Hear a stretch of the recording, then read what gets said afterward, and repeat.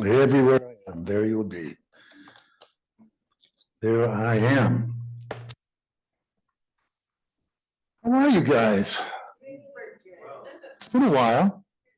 Yeah, it's good to be back. Thank you. So I thought today I would talk about something that I don't think any of you would probably connect to this, but it has to do with ever wondering about what's in control of your life, who's driving. So I had this experience. My youngest son lives in Phoenix, and he and his wife are both techies. So this was not very exciting to them, but it was extremely exciting to me to hear that Waymo, which is the driverless car company, has two cities that they've rolled out service to. One of them is San Francisco, and the other is Phoenix. So when I was there in Phoenix, I said, "Have you guys taken a Waymo drive?" And they said, "No." I said, "You've lived here for years. You've not taken a Waymo drive?" They said, "No." I said, "Why not?" It was sort of, well, they're millennials. You know, their technology to them is just like, it's just no big deal. But to me, I'm far from being a millennial. And I remember just how excited I was to get behind the wheel of a car. And this was not getting behind the wheel of a car. So I had to do it. So got a little clip here. I videoed my experience, added a little music to it. So here we go. So I'm sitting in the front passenger seat filming this, and we're off.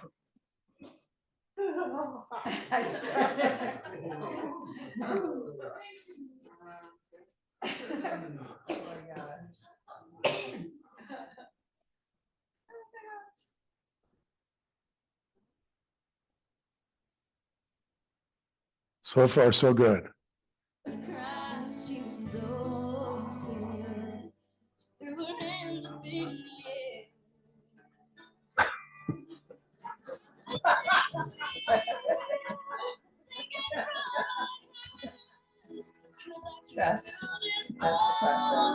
Jesus, take the wheel.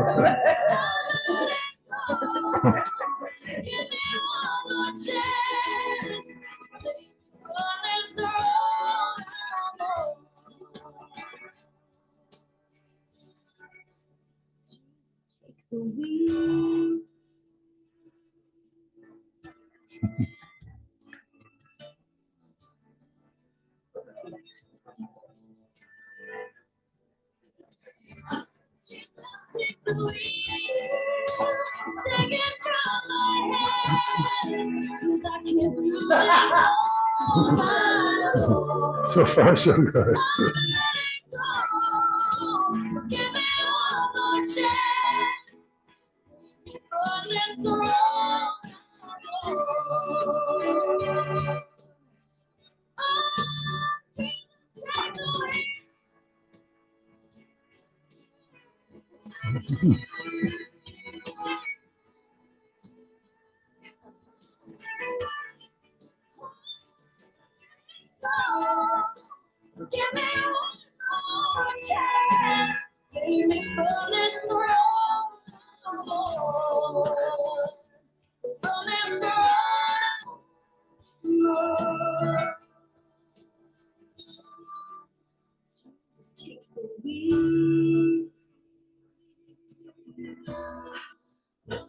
He even stops at stoplights. I mean, I was impressed, very impressed.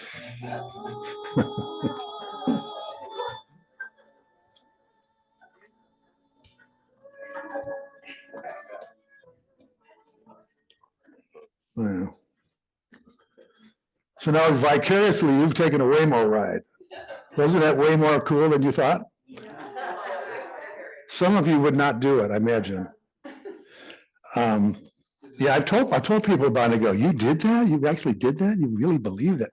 You trusted that?" And I said, "Yeah, I did." And it's probably because I have a car that has some self-driving features on it, and it's been driving it for 3 years, and so far it hasn't failed. It does automatic braking and speed control, and so far so good. So I guess my faith was been built up in the technology that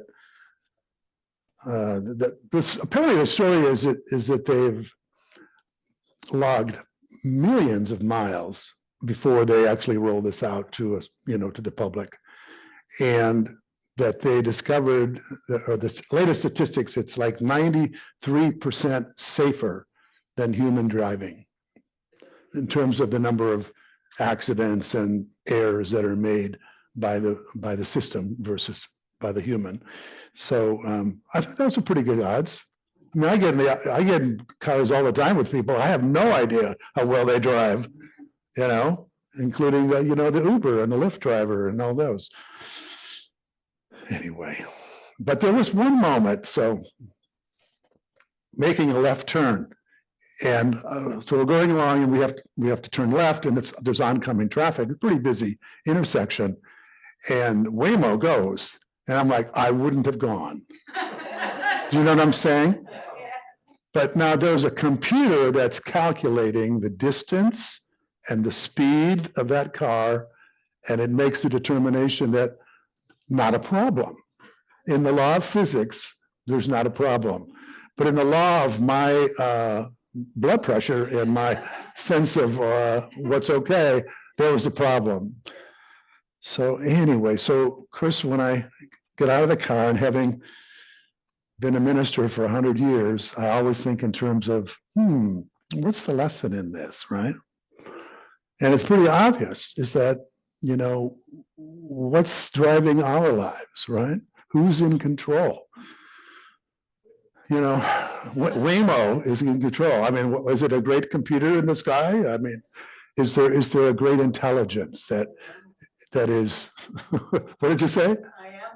IMO. Whoa, I like that. I can see where this is going. We'll get into that in a minute. So I thought, well, you can start thinking of things logically, because that's, a lot of us we like to think things rationally before we sometimes give way to the metaphysical. So a lot of things we can explain by the law of what? Cause and effect, right? And that's sort of the empirical. It's like, well, I understand why that happened because this happened.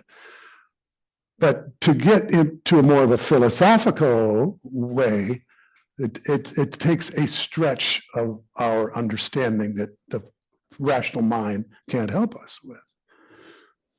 So when we're talking about, well, why did this situation happen? And we can't see any kind of, predicate, anything that would be the cause, then we stymied. And how well do we do with not knowing? Are we just like absolutely peaceful? Whatever, it's fine. I mean, that was sort of the attitude of some of the people that I went to college with that smoked a lot. Hey, man, it's all good, But most of us are not comfortable with the uncertain. So here's the problem. We seem to crave certainty, and uncertainty is the way it is. That seems to be the problem, right? I mean, we sort of want things to be predictable, and yet they're not. And that's why we suffer. But there's got to be more than just that, right? So I don't know about you, but there have been times in my life where I just really had a hard time with my life veering off in directions that seemed absolutely unacceptable, And the suffering that came from me just arguing with reality, it just, it's like Eckhart says, the only time you suffer is when you argue with what is. And how is it that we can seem to take a morally superior position to how life unfolds, But we have no problem doing that. We say that shouldn't have happened, right? And we feel justified when something that we think is horrible happens. We judge it. We judge it. And somehow it feels like if we could somehow understand why things happened, then it would sort of appease that part of us that is in resistance to what's happening. Isn't that sometimes the way? Like we have this, the cry out is why? Why, oh why did this happen? And there's a story from the Bible that many of us are familiar with, the story of Job, right? He's trying to understand why all this bad stuff is happening. And he doesn't get any satisfaction. And there are those who are in his midst, who are telling him, well, you must have screwed up, In other words, they use the karmic cause and effect explanation for everything. And in the story of the man that was born blind, the disciples say to Jesus, why was this man born blind? So, putting Jesus to the test on the why factor. And they say, well, it's got to be one of two things. Either this man sinned or his parents did. In other words, this is the karmic comeuppance of something that we've done in the past. And what does Jesus say? Do you remember? Does anyone remember? Does he say one of the two, or does he say neither? He says neither. He says neither this man sinned nor his parents. This man was born blind so the glory of God could be revealed. And they all went on tilt, and they walked off probably like, Jesus, I don't know what that Jesus is smoking, but it's like those friends of mine in college probably. But so Jesus helps us, with this notion that life does not need to be explained logically or rationally, and we don't even get to have an answer, and we can still experience the glory of God. That's something you got to feel into. In other words, it's just not going to happen up here, guys, right? It doesn't for me. Every time that I've ever gone from a why is this happening to me to a place where I finally have felt some modicum of peace has been when I moved from my head down into my heart. In other words, there isn't an explanation. There's a shift. You can't be the person who asks why and become the person who accepts. It's a different part of your anatomy. It's a different part of your being. In fact, it's the most simple aspect of your being. The part of your being that was not born into a body, the part of your being that is not contained in your memories or your thoughts or your story. This whole thing, you were born, you're made in the image and likeness of God.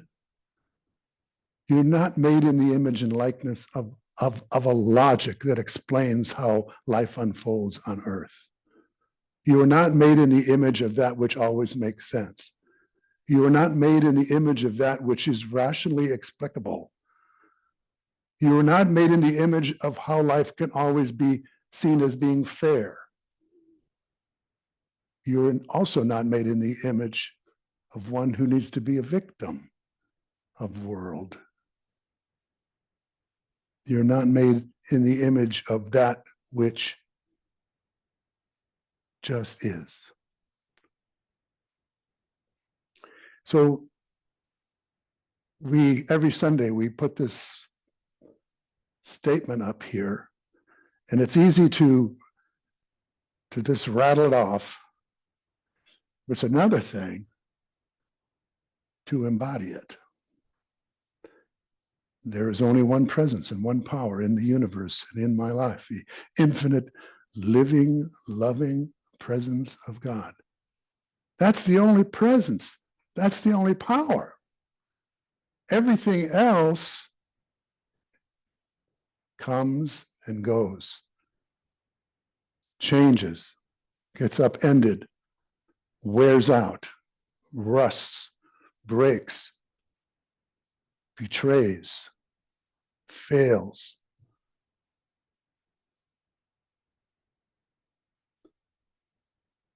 And we can put our faith in those things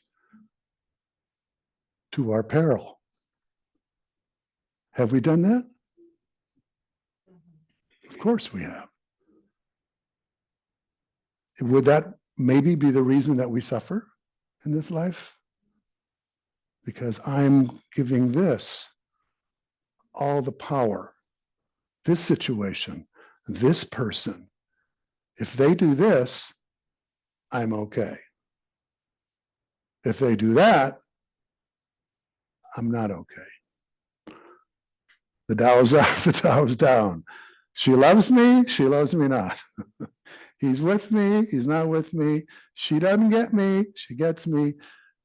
We live life on this earth, like the shifting sands. That's another thing, another metaphor Jesus talked about. What are you building your house on, You're building it on sand or you're building it on rock. And rock is one presence, one power, one life. God, the good, omnipotent. That's what I am. And nothing that's ever happened from my birth until this moment has changed that reality. But when I live in the mind, it's a constantly changing sense of who I am. Because the mind is a binary system, like a computer. It's off or on. I'm getting what I want, I'm happy. I'm not getting what I want, I'm sad.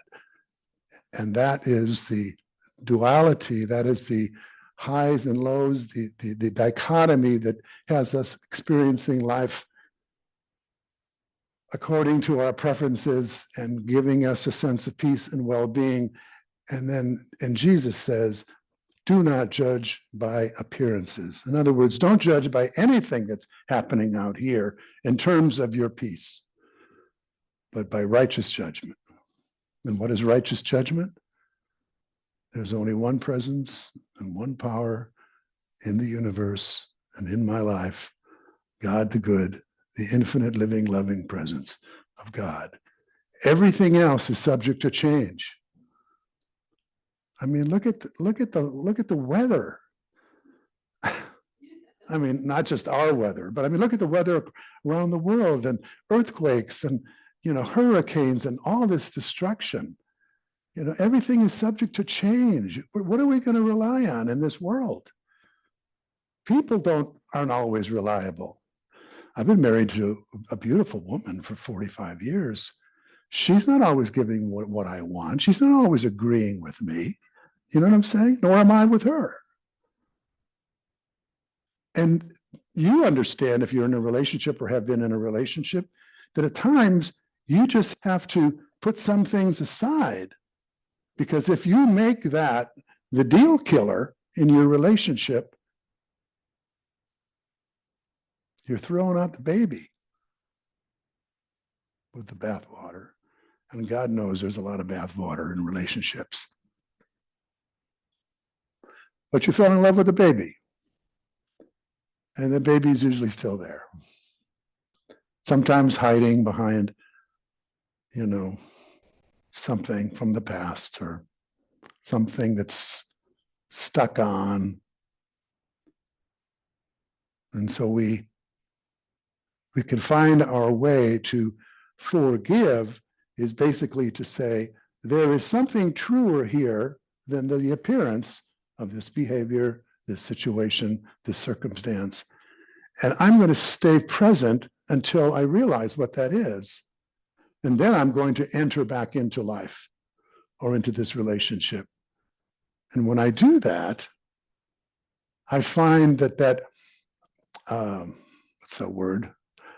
Ultimatum no longer exists. It dissolves in my willingness to be present to the situation on its terms. And I noticed that the mind is not happy, perhaps, but there's a part of me that is in full willingness. The mind was in willfulness, and the heart is in willingness to be with it, because it doesn't feel threatened. The heart doesn't necessarily feel threatened. I'm not talking about, the heart that breaks and all that. I'm talking about your spiritual heart, your essence, your I am.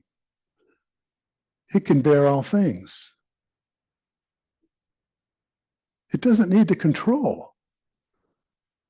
The mind still is going to say, oh, I think we should go this way. And then life goes that way. And the mind goes, I don't like that. And the heart goes, I can do that. I'm there. Do you know what I'm saying? Do you know that part of you? That when you've maybe finally stopped fighting, resisting, I know it is for me. I can just feel, the red alert, the amber alert just comes down. It keeps down, down, down, down, until finally it's like, okay, there's no alarm. Let's just see where the Waymo is taking me here. And it's way more peaceful. Sorry, that's low-hanging fruit. Waymo. He couldn't resist. He had to do it. And he said, don't do that. I'm sorry, I couldn't help myself. Did I get anything from my notes in that talk? Let's see here. Probably. No, I think I did.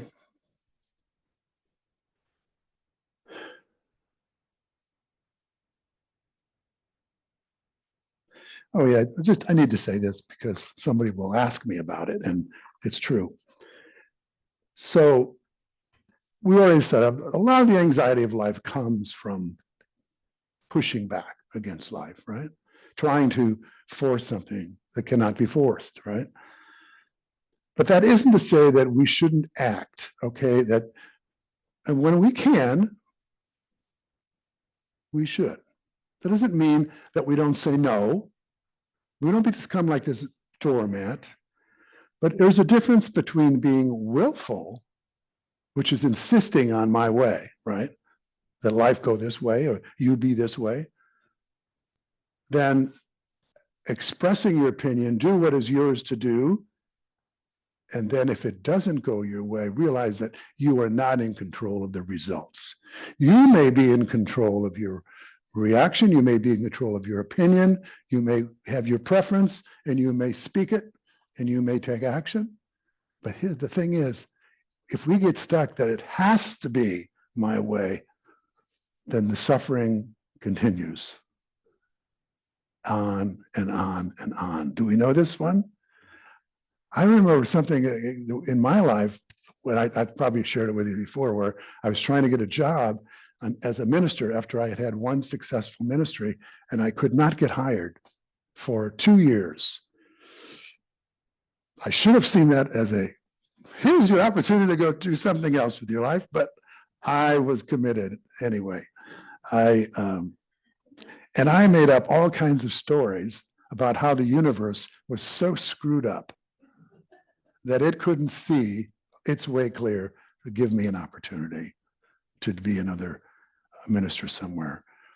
And I'll tell you, I finally had to, I read the book that somebody gave me. They were probably tired of me going, gnashing my teeth and complaining and kvetching and screaming at the world. And they gave me a book by Byron Katie called Loving What Is. And she had that ridiculous statement in there. The only time I suffer is when I argue with reality. So stupid, isn't that dumb? And I threw the book down and picked it back up, threw it down, picked it up. At some point, the why question just cements us in a place of suffering. And the better question is, how can I be with this? How can I be with this? So that would be what I would leave with you today, is how can I be with this? And I got in that Waymo car, the first announcement besides put on your seatbelt, was don't touch the wheel. It was a command. It wasn't even nice. Do not touch the wheel. Okay. Hands off. And there's times, in our life where we're just not going to be able to touch the wheel. We may not even get close to the wheel. We may even not even know where the wheel is. We might not know what's steering or who's steering or why it's steering that way. And if we can have some of this internal sense of okayness, that there's a part of me that can be with life on its terms, not on my terms, on its terms, because that seems to be the way it goes anyway, regardless of my know that I'm right, then I'm going to find a more peaceful ride, and I'm going to travel lighter through this life. Is that not right? So tell me, you guys, tell me about a time when you just didn't get it. Like, why is life doing this? Where life just, and you couldn't get back on your course. And how do you deal with that? How have you dealt with it? Andrew. When I was in my 20s. Oh.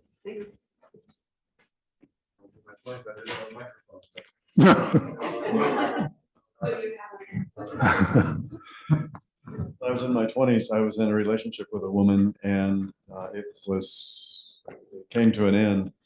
And I sat on my bed with my old Smith Corona typewriter for 10 days, typing out why this relationship should work, why we should make this work. Yeah. And by the end of 10 days, I was exhausted. I could see that there was nothing that I could say that was going to make it any different. So it was, just have to let go. Did you send it to her? Oh, no. No. It didn't even make sense to me. I had to let it go. What a good practice, though. I think that's pretty wise. Yeah. Good morning. I was late, but good morning. Wonderful. Glad you're here. Listening to you. I like the only time I suffer is when I don't accept reality. Well, I drank for many years, and I didn't even know what reality was until I stopped. And now I can see, boy, I really wasn't accepting reality, and I really was suffering. And now it's so much better where you can understand. Yeah. And at least be somewhat aware of that and work at accepting things with your heart rather than always wanting it to be my way. Because that's what it was for me. It was like, this isn't working. I want her to think this, or I want her to feel that, or I want that person to be this way or that way. Yes. And they wouldn't. And then I was selfish, so I would be. Yes. And that drove me to that frustration. But once I can get it out of my head and settle with it, then life is much better. So thank you very much. Beautiful. Yeah. Yeah. And I know sometimes, drugs and other distractions are ways of us dealing with not accepting life on its terms. And, so that can be a bypass, until when we do stop that activity, then oftentimes, then we have to confront it, much more consciously and much more effectively, usually. Because those short-term, you can numb out for a while and then you're back being in resistance again. So it doesn't really help us except maybe in a moment. Money. Well, I was thinking about in my 20s, I was absolutely in love with this guy named Ray. And I just thought I could not live without him. And, he just wasn't into it, and I just was devastated, so devastated that I moved away to a different town. So fast forward 40 years, couple of years ago, I got a letter from this guy out of nowhere. I was like, how did he track me down? And there was a part of me that was like, thank God I didn't end up with him, you know? And so if you can pull yourself back far enough, you might say, you know, there's got to be a reason for this. And someday Yeah. you're going to think, ooh, I missed the bullet on that one, or the bullet Yes. missed me. And then about the driverless car, like, how are you going to yell at your spouse when they're not, you know, driving the way you want them to, you know? And I would not be able to keep my hands off that wheel. Right, Like, right. slow down. Yeah, yeah. The Yeah. video when you were coming to the stoplight, I was like, put my foot on the brake Yeah, over here, yeah. like, slow down. Yeah, an enormous amount of trust. It's a good trust lesson because when you're driving with somebody else, you're not going to grab the wheel either. Hopefully you're not, right? So you, yeah, the one thing about the Waymo, just to get back on that for a moment, it absolutely follows every traffic law and the speed limit, 40 miles an hour. You look over, it's always 40 miles an hour. So that may or may not work out really well in a city where everyone's speeding, because it then, you know what I'm saying, but it follows the laws. More predictable than most. Can you put emergency and say, I need to go faster than this? I don't think so. Not yet. I wanted to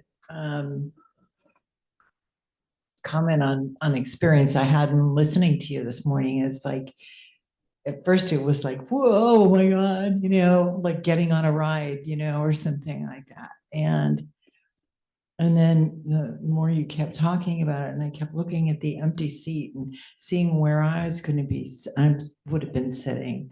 And then that feeling that I get when I know I don't have to drive and it's going to be a long trip and there's beautiful scenery and I just relax and I realize I can actually look around, I can see and experience what's around me, in a different way than you can when you're driving. And I just think that's kind of a cool metaphor for that I am presence, and just Yes. resting back in Yes. that and going, settle in for the ride and look around. Beautiful. Yeah. That's very cool. Yeah.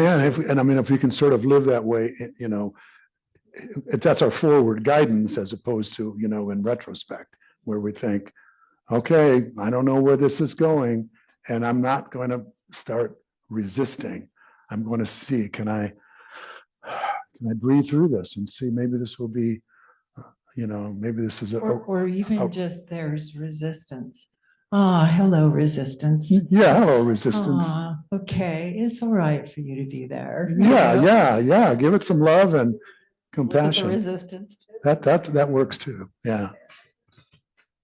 Anyone else? Yes.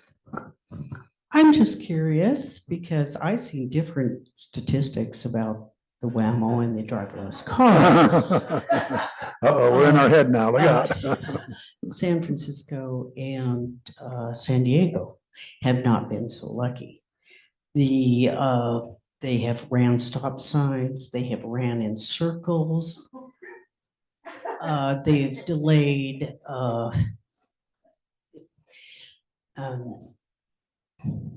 first responders. They've ran stop signs, or did I say that?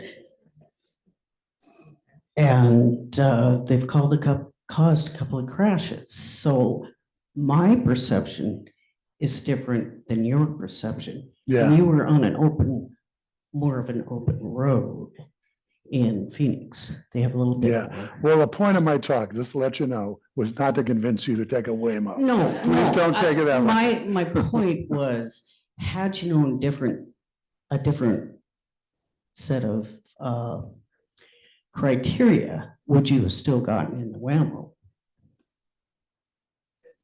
I don't know. I mean, I looked it up before I went, and so the numbers I gave are the numbers that I found that are 93% more safe than a human driver. When I've gone in cars with a lot of human drivers, and So they have have blown stop signs, and I've been in accidents with humans, and so yeah, I take your point as, you still don't want to be entirely trusting, but the point of my talk was there's Right, times when you We must Right. yield your Let go, control. let God. I wasn't making, it wasn't a commercial for Waymo. No. Use your due diligence and, and make your decisions based on a comfort level that you feel is good.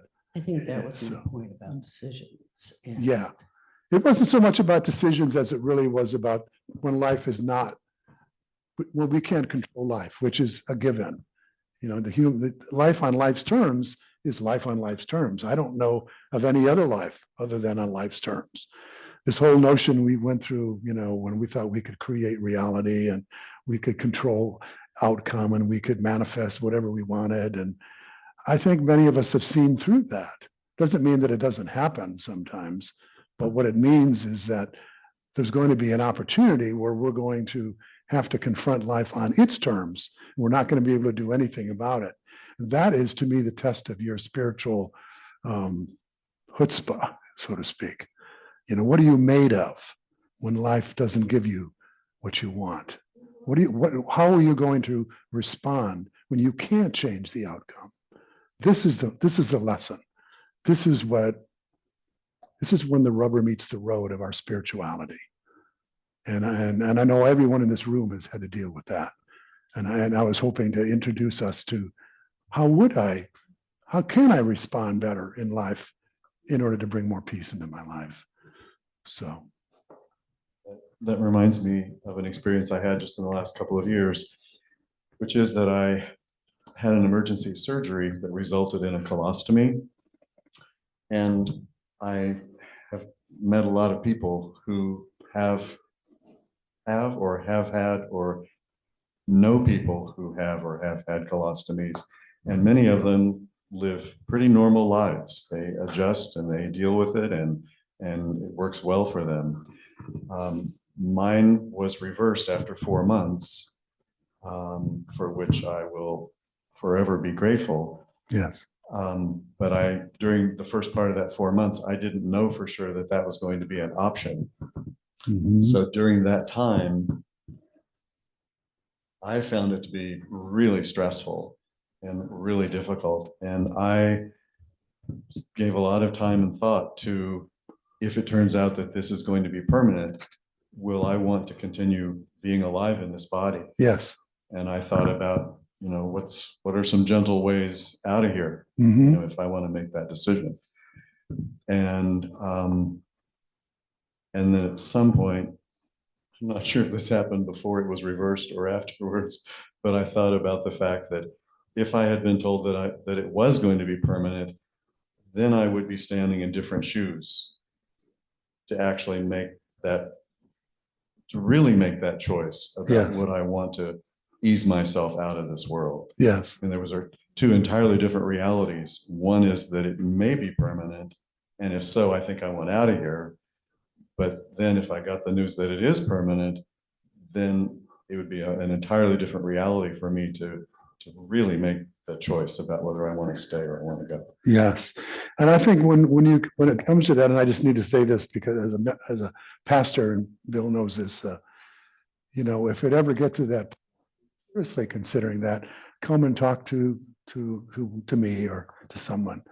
Not necessarily to try to shame you or talk you out of it, but that's such an important decision. It has deep spiritual implications, and there's a spiritual answer for everything. And it's always good to make sure you don't just have the medical opinion, but you have a deep spiritual truth to weigh alongside that. Sure. Thank you.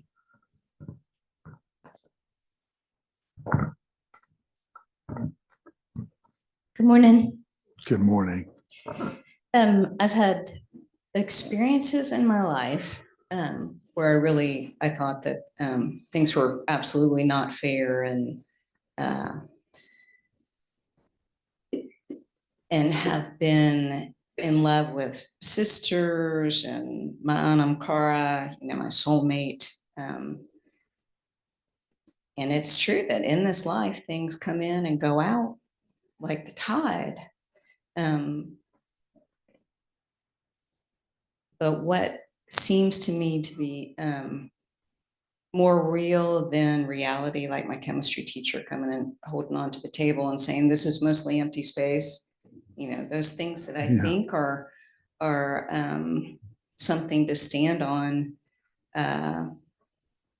a relationship, a job, money in the bank. Those things aren't the same as the great I am. You know, they're not the same as the conviction that love survives death. You know, those things aren't anything that I can show anybody else, but they're things that I absolutely have to hang on to. So I won't continue to look for the chocolate ice cream in the refrigerator, the freezer, or some relationship that's going to make me feel better, or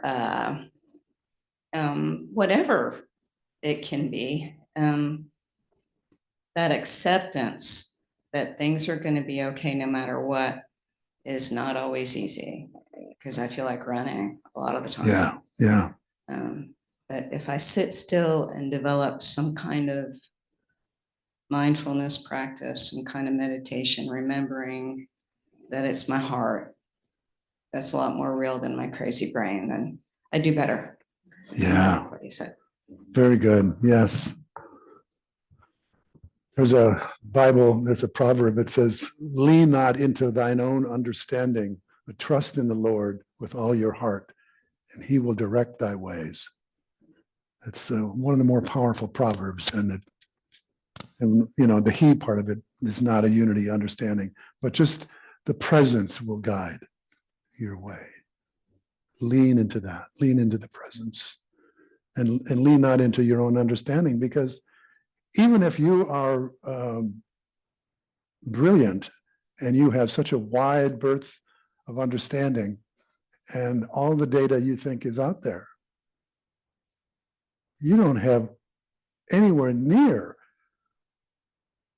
the breadth of understanding that the universe has for in any moment in time. For one thing, we can't see everything that came before this moment of that situation and what is all unfolding from here on. We can never sit with complete data, ever. We just see in part. That's what Apostle Paul said. We see through a glass darkly. We see only in part. Until you fully know, and then when you fully know, you don't judge anymore. You give up judging. You give up deciding, oh, that's good or that's bad. You give it up. You know, it says in the Tao, fortune, misfortune, hard to say. Hard to say. Don't say. Better not to say. Grasshopper. Okay, we had enough fun? All right, let's just take a moment of prayer and close our time together. So we thank you, precious Spirit, that you are alive and well in this community and in our hearts. May we be mindful and heartful of your presence, your love, your life, your wisdom, and your way as we go forward. May we seek not to understand, but to accept that which we cannot change, and the wisdom to know the difference. And so it is. Amen.